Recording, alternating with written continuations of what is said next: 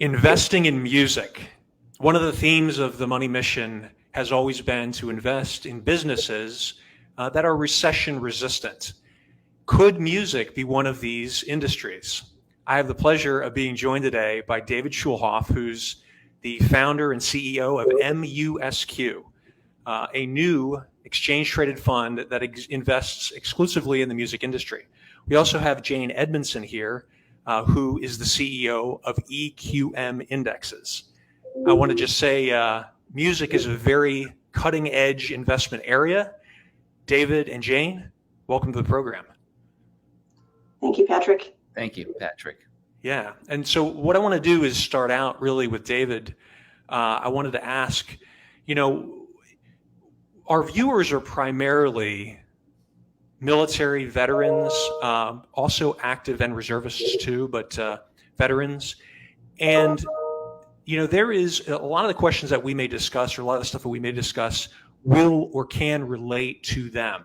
Obviously, the music industry and the material we're going to go over, the topics we're going to discuss apply more broadly, but there may be a few times where I may tailor some of our discussion towards them because I do believe that they have a lot to gain or a lot of benefit from the information you're going to provide. So what I'll do actually first, David, why don't we talk first just about your background? If you wouldn't mind, just tell us a little bit about, how long you've been in the music industry, the work you've done, and what, inspired you to, want to put together MUSQ. Yeah. Well, first, thank you, Patrick, for having me here today. And it's great to be on this program with you and great to talk to all the active and retired servicemen of this country. And I just want to personally say thank you to everybody today for all the service that you do to protect and defend this country. So thank you. So I've been in the music industry, Patrick, for 25 years. I went to Georgetown University undergraduate, graduated early, and my first job was working at a record label in Los Angeles called Interscope Records. And I worked with a lot of talented artists there, like Tupac Shakur, Dr. Dre, Snoop Dogg, a lot of hip hop, a lot of rock. And I later worked at Disney for 7 years, overseeing music for the studio. And after leaving Disney, I decided to go off on my own, and I started my first private equity-backed music company. I started a company called Evergreen Copyrights, and that was a music publishing company. And I saw the value of music publishing as an asset class, and I started acquiring music companies, and we wound up buying everything from Bill Monroe to Death Row. So we had over 150,000 songs. We actually had Taylor Swift was one of our early writers, but we had Seals and Crofts, Roy Orbison, Michael Jackson, MC Hammer, who ironically enough, when I did a deal with MC Hammer, I think he actually, while I was with him, he flew to Afghanistan and he did like a private concert out there for some of the servicemen there. But we wound up building a really successful company, which I sold to KKR. And then I've been running music companies ever since, public and private companies. And so over my career, Patrick, I've been an investor, owner, operator, and executive across many segments of the industry. So record labels, music publishing companies, distribution companies. I spent the last 4 years as president of a public company called LiveOne, which has a big streaming service. They own Slacker Radio.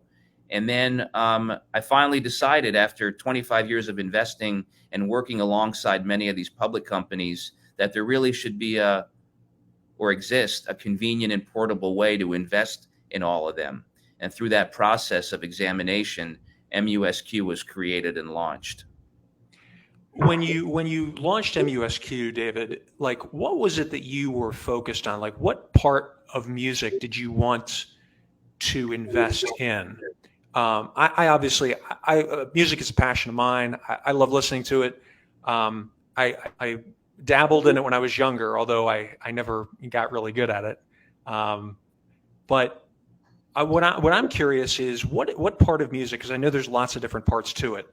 What part did you want to focus that index on when it comes to, generating an investment for potential buyers?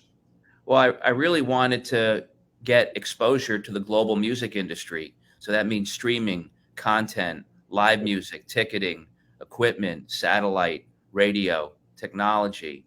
So that's what MUSQ does. If some of the service members have had a chance to look at MUSQ on our website, they'll see we have about 47 companies on the index today. So streaming is about 35% of those companies. So streaming is Spotify, has all big names like Apple, Amazon, Google in it. But it also has companies like LiveOne, companies in Korea like Genie Corp, companies in Kakao, companies like Tencent Music and Cloud Music. So there's about 11 or 12 streaming companies on the index. We've got about 20 or 25 content companies. And so what I mean by content is those are record labels like Warner Music Group, Universal Music Group, Sony. It's also a lot of South Korean K-pop companies. K-pop is a massive part of the music industry today. We have companies like JYP, SM Entertainment, Hybe Entertainment, and then we've got royalty trusts like Hypnosis, like Roundhill Music Group, like Reservoir. So the content side captures all of the content like record label and publishing. That's really the third piece. Then we have live music and ticketing, and you got companies there like Live Nation, CTS Event in Madison Square Garden, Sphere Entertainment, Vivid Seats. So, all the top companies that capture all the live music and ticketing. Then we have equipment and technology. So that's companies like Sonos, Yamaha, Roland, Dolby, companies that contribute to the recording of music and also to all the tools that artists use. And then lastly, we have radio on the index. So that's companies like Sirius Radio, companies like Town Square Media, companies that that have radio exposure. So if you look at all 47 companies, this is a way to capture everything that's going on. So I'd like to give an example as we talk about that. This was a huge summer for Taylor Swift, a huge summer for tours, for Taylor Swift, for Beyonce, for Springsteen, for Ed Sheeran, for Harry Styles. So there were different promotion companies that were used. Some were CTS Eventum, some were Live Nation. They're all signed to different labels, whether it's Warner's or Sony or Universal, and they're signed to different publishing companies. All the excitement around music, that's what this index is designed to do. So this was a huge summer for music, huge summer for movies too, with Barbie, and that had a great soundtrack too, with Billie Eilish and Sia, and all that. So all of those revenues that are being generated filter back to this index and filter back to the ETF. And so investors that want exposure to music, that want exposure to everything that's going on in terms of music and technology, and that's what this ETF and fund is designed to do. You mentioned, a number of different categories in the music industry. You'd said, streaming, content, equipment, radio, live tickets and tours. Is the index broken up equally amongst all these, or are there some that are more heavily weighted than others? Yeah, so let's talk. It's a great question. Okay, so the way this index works is all of these companies are market cap weighted. Okay, the big names are capped at 7%. So no single name can be greater than 7%. The eligibility requirements are that all the companies have to contribute more than 50% of their revenues to music, or they have to be a top 5 player or control more than 10% global market share in one of those 5 categories: streaming, content, live music, ticketing, equipment, technology, or radio. No company can be smaller than 100 million market cap. There must be average daily trading liquidity of $500,000 a day. If it's between 200,000 and 500,000, they actually get a half weight. But all the companies are market cap weighted on this index, and so the big names like Apple, Amazon, and Google, they have to be included because after Spotify, they're like 200 million paid subscribers. They're still a big chunk of the streaming market, so we included them there. But to answer your question, all the companies are market cap weighted. And so, you have the big names at 7%, and then you have the smaller names, 1%, 2%, and then, some of them are really small, they're actually, maybe 0.5%. So, but that's really the way the index has been set up and designed. Okay, so if that makes sense, I mean, so it sounds like if everything's market cap weighted and the max is 7%, then even having some of those big names in the index isn't going to drag the index down if they were to come down a lot. Like I know sometimes they talk, I say they, market commentators talk a lot about how, the S&P 500, is made up of the Magnificent Seven, they're the ones that dominate the thing.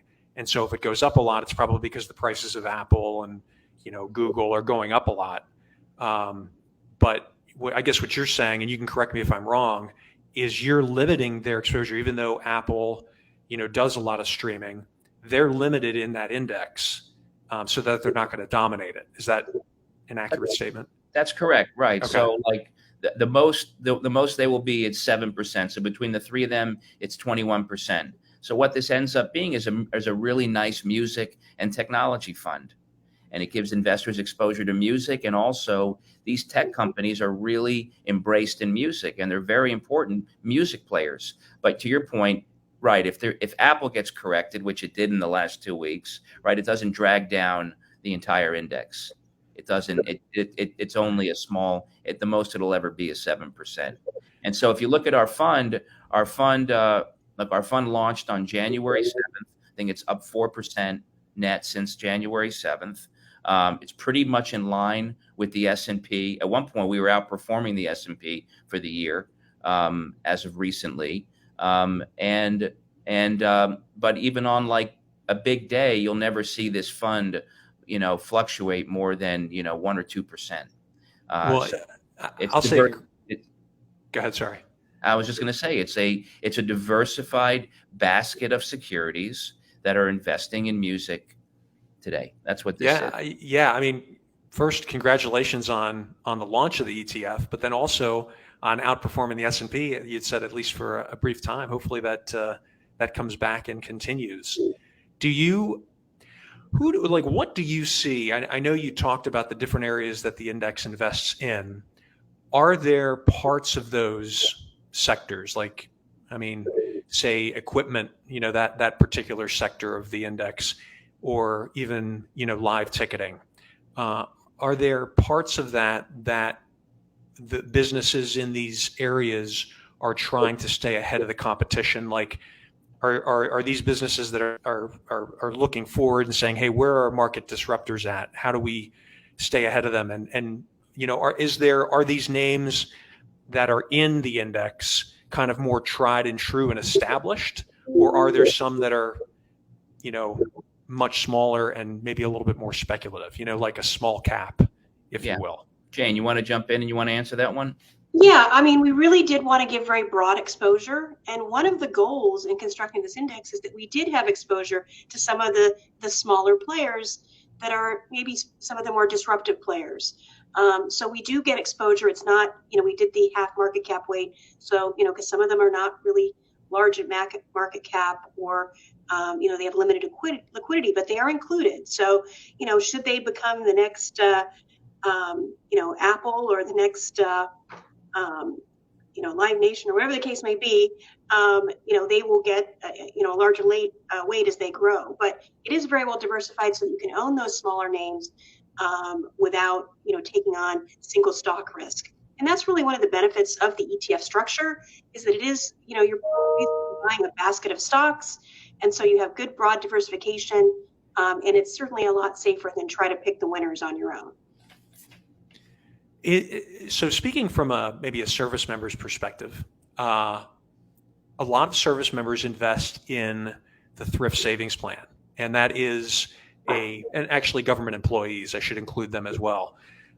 And what that is a kind of a broad-based retirement plan that has large index funds. When I think of MUSQ, I think, hey, could this be a ETF that a service member maybe would want to put some of their money in for the long term? again, I want to frame this question in, I'm not giving financial advice here, and I know that you guys aren't either. And so obviously, to anybody who is watching, make sure you're talking to your financial advisor or to someone who will be able to give you good advice on your own particular situation. But I'm talking kind of in a broad sense. Would MUSQ be something that would be good to diversify for a long-term retirement plan? Because it's got a lot of promise. It's done well so far, and we think that over the long term, it's going to do well. Or is it something that you see as being a little bit more speculative? You want to put money in it that maybe is a little bit more risky, but has higher reward. What are your thoughts on that, David? Well, first of all, so MUSQ is a tactical fund.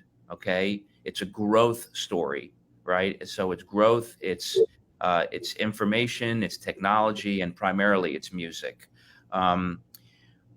So this is not a speculative play either. Okay, music at all by any stretch. Music is not correlated to the economy, right? Music is like food, like water, right? This is something that people consume. If you look at the Goldman Sachs report, this industry is doubling in the next 6 years. It's more than doubling. It's going from 500 million paid subscribers to 1.2 billion paid subscribers. It's going to surpass $131 billion by 2030. Live Nation, which is the biggest concert promoter, just announced times the number of tours for next year. So people are listening to music more than ever before. By the way, it's the most low valued media asset out there. It's 45% of what Netflix charges. It's a fraction of what Disney charges and Hulu. And price hikes really haven't even begun. But specifically to your question, this is not a speculative index by any stretch of the imagination. This is a huge part of our economy, a huge part of how we live. In unfortunate times like COVID, streaming numbers went up because people were consuming content and people were listening to music. In celebratory times like this summer, people are out. They're out at shows. They're celebrating music. So people are consuming this. We are capturing all that growth. This fails if the world we live in stops listening to music. And I believe that will never, ever happen. So yeah, I would probably agree with you on that, David. And you bringing up price hikes, that's actually something else I had been thinking about. And that is, it sounds like, generally speaking, it's undervalued. I know that like a Spotify, streaming service, you're not going to pay very much money per month for that. And even for those who don't have a lot of money, they're probably not going to give that up. And not just that, but since that is relatively inexpensive, I would think, and you can tell me your thoughts on this, that music has a lot of pricing power right now. And since inflation has been an issue in recent years, being able to raise your prices and still have the same demand, really could say that the future of the industry is very bright. Yeah. What are your thoughts? Do you think that music has a lot of pricing power? So first of all, music, JP Morgan called music the most undermonetized, undervalued media asset in the history of the media industry, just as recently, compared to like what other media assets are, what they're paying to create shows, TV shows, what they're selling them for. In the last 15 years, since like streaming got started, they never raised prices, not once. Spotify just raised their prices like 3 weeks ago for the first time. Apple did it like 2 months ago. And so there's a lot of room ahead to kind of raise prices. The video game business, historically, they raise prices like 10% every 2 to 3 years.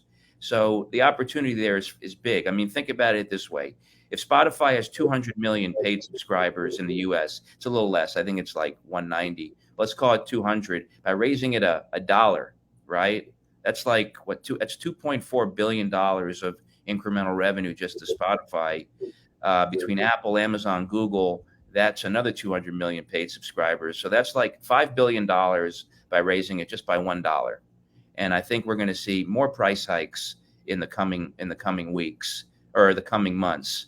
And all of that, by the way, has a positive impact to labels, which are also on our index because they pay 65% of the content costs back to all those content companies I mentioned before. So the thing feeds on itself. More people are listening to music. Everybody has a mobile phone. I don't think I know a single person that has a mobile phone that doesn't have some music service on it. It may not be paid, right? But it's paid or it's advertising, and they're using it to consume some form of music, whether it's through a streaming service or it could be through an app like, TikTok or whatever, but they're listening to music. And so that part of that industry with certainty is growing, and it's very undervalued compared to, Netflix. So it's like 45% of what Netflix charges. And when Netflix raises rates, by the way, there's very little churn. So here, even if Spotify raised rates by $1, there was no churn. They could raise it by another $2 or $3. There'd be very little churn. It's still a very valuable proposition for somebody who wants access to 150 million songs. David, you mentioned, probably most people have an app on their phone. I know I do on mine. And in some cases, they aren't even paying anything. Like I think of Pandora. Some people would listen to music on Pandora and they'd listen to the ads because they want a free service. Do the artists, do the publishers, do they still receive compensation or revenue even if someone's listening to their music on a free streaming service? Okay, I'd like to say two things about what you said. First of all, we have all those companies on our index too. So Pandora is owned by Sirius Radio. Sirius is on our index. iHeartMedia, all the radio stations on our index, Southern Cross, Town Square Media. So if somebody chooses not to own a paid streaming service and just wants to listen to music, then they can do that, and we cover those companies too.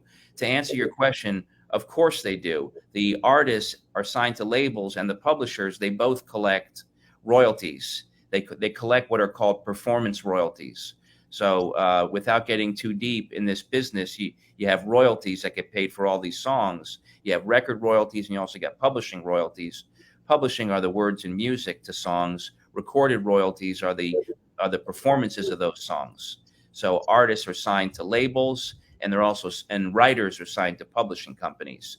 But to answer your question, when those songs get played on the radio, and it could be a playlist like Rap Caviar on Spotify, or it could be, on any radio station, they get performance royalties, and that's like almost 50% of the pie chart.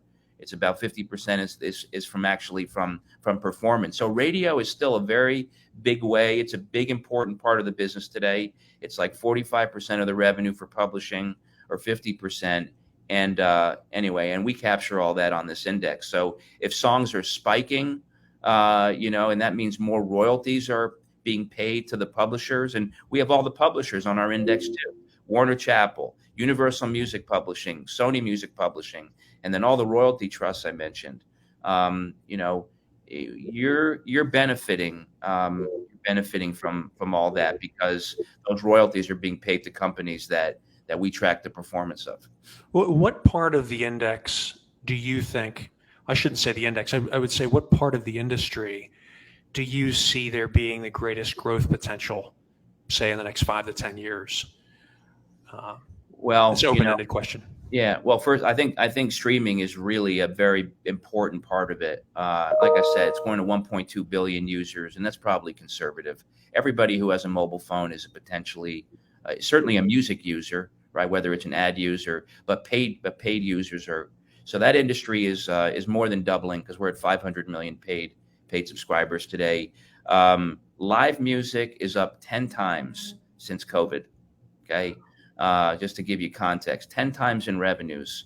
Like I said, Live Nation has announced 2 times the number of live shows for next summer. Look at this summer. I mean, Taylor Swift Mania, Beyonce, Springsteen, Red Hot Chili Peppers, Harry Styles, Ed Sheeran.